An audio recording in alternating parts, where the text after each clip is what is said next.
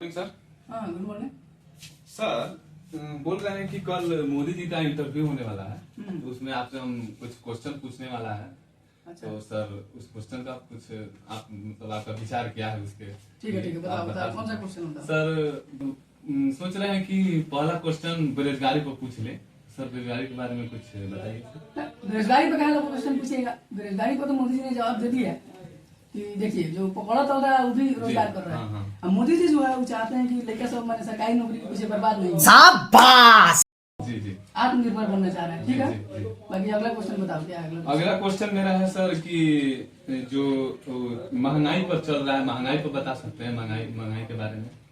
महंगाई पे क्वेश्चन पूछोगे? जी, महंगाई पर। ये सब देखो, ये सब जो है हमारे इंटरव्यू का मुद्दा नहीं है। महंगाई क्या है? महंगाई कुछ नहीं है। तुमको महंगाई पर बोलना है तो बोलना ही है कि मोदी जी आपके जो भक्त लोग हैं, आपके जो सपोर्टर है, वो कहते हैं कि 200 रुपए किलो में हम आटा खरीद लेंगे लेकिन वोट मोदी को ही देंगे।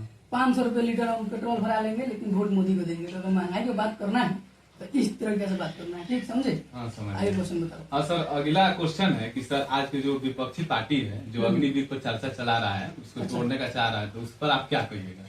अच्छा, अग्निवीर पे? हाँ, अग्निवीर पे। नहीं, छोड़ो, ये मुद्दा विपक्ष उठा रही है पर मोदी जी से मत पूछना, कोई बात नहीं। चलो आगे बताओ। अगला क्वेश्चन कांग्रेस मैनिफेस्टो पर पूछ ले।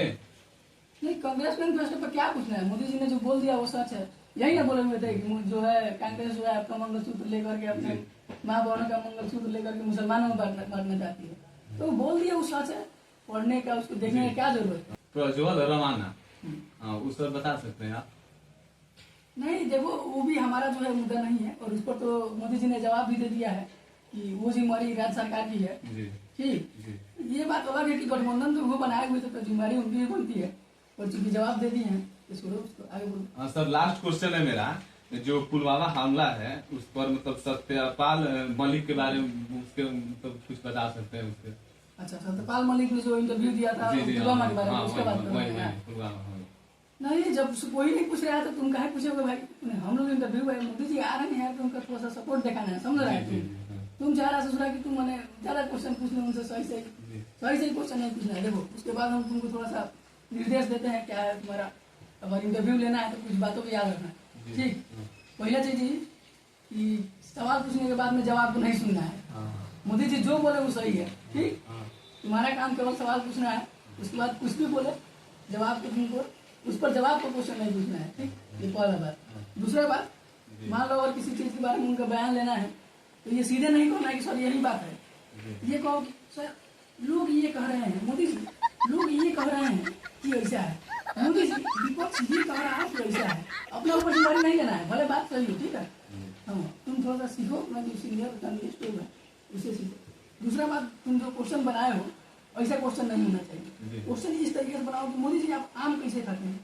खैर, तू तो अक्षय कुमार पूछ लिया है ना, तो ये मत पूछना। उसके बाद पूछो कि मोदी जी पर्स रखते हैं कि नहीं रखते हैं, इतना एनर्जी कहाँ से लाते हैं, माउंटेन ड्यू तो नहीं पीते हैं ना।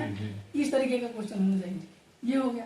ठीक, दूसरा बात, थोड़ा बहुत इमोशनल क्वेश्चन होना चाहिए उसमें। ठीक, इमोशनल क्वेश्चन मतलब कि काशी से क्या संबंध है, मोदी जी मूल्यों के बारे में क्या सोचते हैं, इससे थोड़ा सा इमोशनल टच आता है। तो देख ही रहे हो कि अभी कुछ इंटरव्यू आया है तो कैसे कैसे आ रहा है, तो इस चीज़ पर थोड़ा सा ध्यान दो। और बाकी ये सब क्वेश्चन हमारे चैनल के टाइप का नहीं है, तो इसमें से कोई क्वेश्चन इंक्लूड नहीं होना चाहिए। ठीक है, समझे?